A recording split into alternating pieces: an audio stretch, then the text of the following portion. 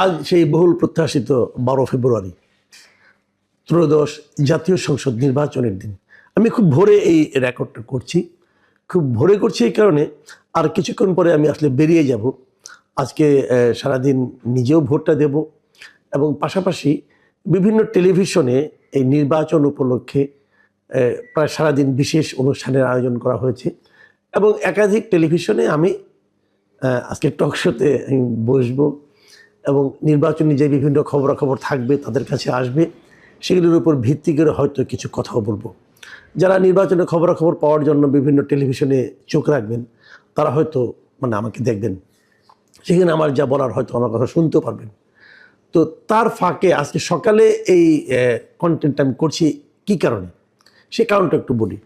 কারণটা আর কিছুই না, আমি সাধারণত রাতের দিকে করি কন্টেন্ট, আজকে রাতেও করবো আশা করি, কিন্তু সকালের দিকে এই কন্টেন্টটা আমি করছি এই কারণে যে কাল রাতে ঘুমানোর আগে আমি সোশ্যাল মিডিয়ায় বিভিন্ন ধরনের নির্বাচন কেন্দ্রিক নির্বাচনকে নিয়ে বিভিন্ন জনের নানা ধরনের বর্ণনা, নানা ধরনের কন্টেন্ট, নানা ধরনের কেউ কেউ ভিডিও দিয়েছে, কেউ কেউ স্থির ছবি দিয়েছে, সেগুলো দেখে না আমি একটু আসলে বিভ্রান্ত, কিছুটা বিপর্যস্ত বলতে পারেন, আমি একটু হতাশ হয়েছি।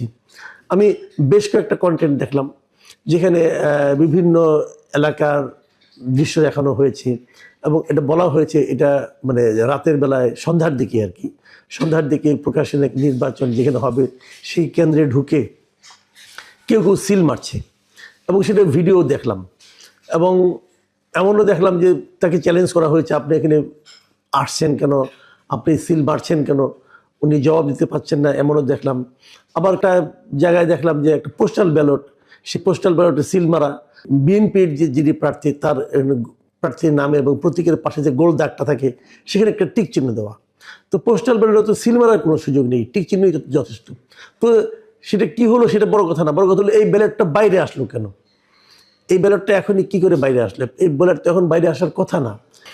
আবার এর বাইরে আরেকটা ছবি দেখলাম যেখানে নাকি ভোট শেষ, তো ভোট তো শুরুই হয়নি তাই না, তার আগে দেখলাম যে একটা ব্যালট পেপার যে ভোটের যে রেজাল্ট শিট হয় সেখানে জামায়াতের যিনি পোলিং এজেন্ট হবেন তার সিগনেচার সহ একটা কাগজ বাইরে চলে এসেছে।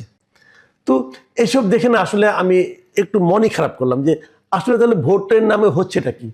আমরা এর আগে নিশিরাতের ভোটের কথা শুনেছিলাম, এখন কি তাহলে সন্ধ্যা রাতের ভোট হচ্ছে, নাকি এগুলি সবই বানানোও কিন্তু হতে পারে। বানানো হতে পারে কিভাবে, আমি অনেক কিছু দেখেছি যে আমার নিজের জীবনে একটা ঘটনা বলি। গত 3-4 দিন ধরে আমার কাছে অনেকেই আমাকে কাছে আমারই একটা ফটো কার্ড পাঠাচ্ছেন।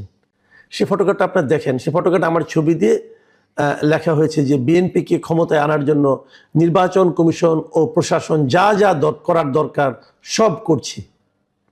এটা আমি দেখলাম, এটা এসেছে আমি আমি আমি যে ফটো কার্ডটা আপনাদের আমার কাছে পাঠিয়েছি, এখানে আমার দেশের সিম্বল দেওয়া আছে এবং আমার দেশ পত্রিকার একটা কার্ড দেওয়া আছে। আবার নিচে আবার দেখলাম তারা শিরোনাম টাইম নামে একটা প্রতিষ্ঠানের নাম দিয়ে তারা এটা করেছে, আমার ছবিটাও দিয়েছে এখানে, এআই দিয়ে বানিয়ে সেটা হয়েছে।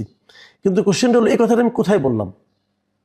আমি নিজে যা কিছু বলি ভাই, আমি সাধারণত আমার নিজের মন থেকে বলি, নিজের চিন্তা থেকে বলি, এই ধরনের চিন্তা তো আমি কখনো করিও নাই। এটা আমি কোথায় বলেছি, যদি কেউ ভিডিওটা দেখাতেন তাহলে ভালো হতো।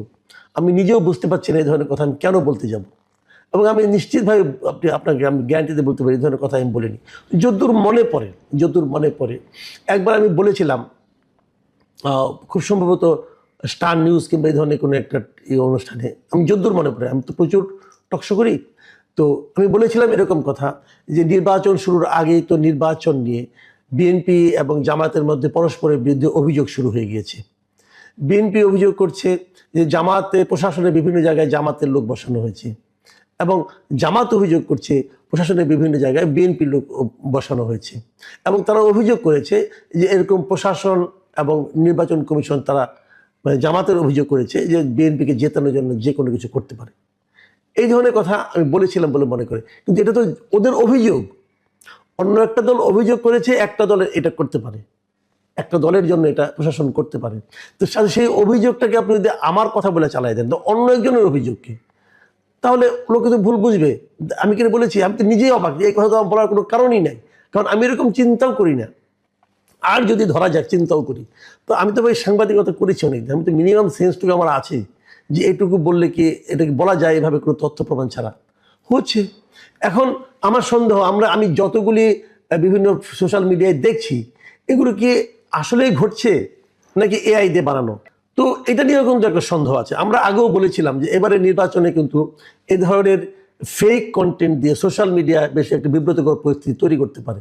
কিন্তু এগুলো আসলে আমারটা যেরকম হয়েছে, অন্যান্য যেগুলো দেখছি সকাল থেকে, সেগুলো যে সেরকমই, সেটা কিন্তু আমি দাবি করি না।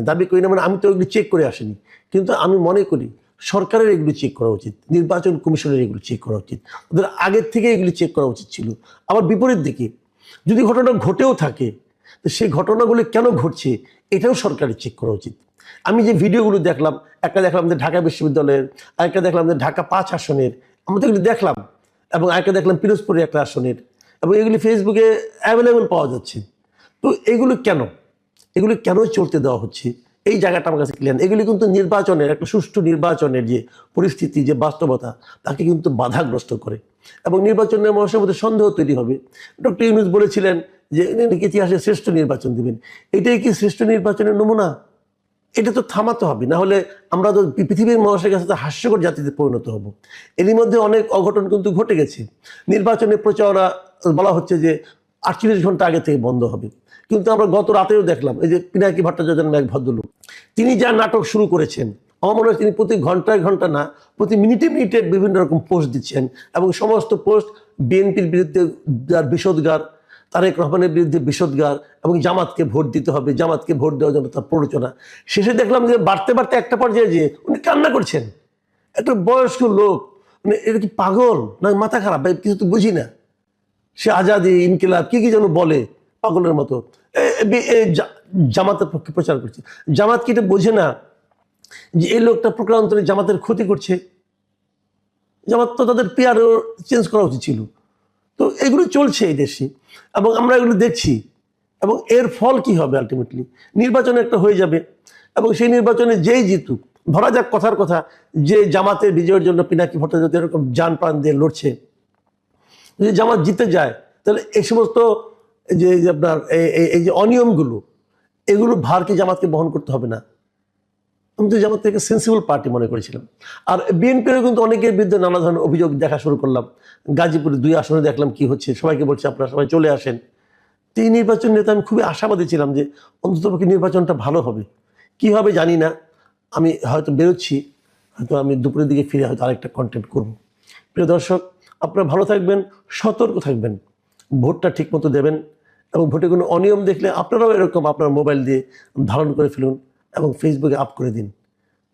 প্রকৃত সত্যটা থেকে কিন্তু যারা প্রশাসনে আছেন, নির্বাচন কমিশনে আছেন, তাদের পক্ষেও সহজ হবে যে প্রকৃত তথ্যটা উদ্ঘাটন করা এবং সেই অনুযায়ী ব্যবস্থা নেওয়া।